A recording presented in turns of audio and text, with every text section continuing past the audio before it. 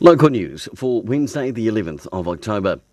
Clearville Bakery has been named as a finalist in the James and Wells IP Business Innovation Award for the New Zealand Food Awards, with the winners set to be announced up in Auckland tomorrow night. Supporting Families Wairarapa have an open day this Saturday from 9am. Supporting Families provides services for families and individuals who experience mental illness, with a day including a garage sale, hangi and sausage sizzle, music, storytelling and plenty of singing.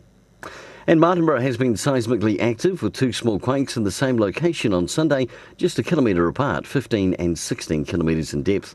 Chances are you didn't feel them though, as whilst they were in the same location, they were 2.7 and 2.9 on the Richter scale. And the first night of the Summer Biathlon Series begins tomorrow night, and anyone wishing to register can do so either on the nights or via the Wairarapa Multi Sports Club website. For local news and sport, I'm Brent Gare.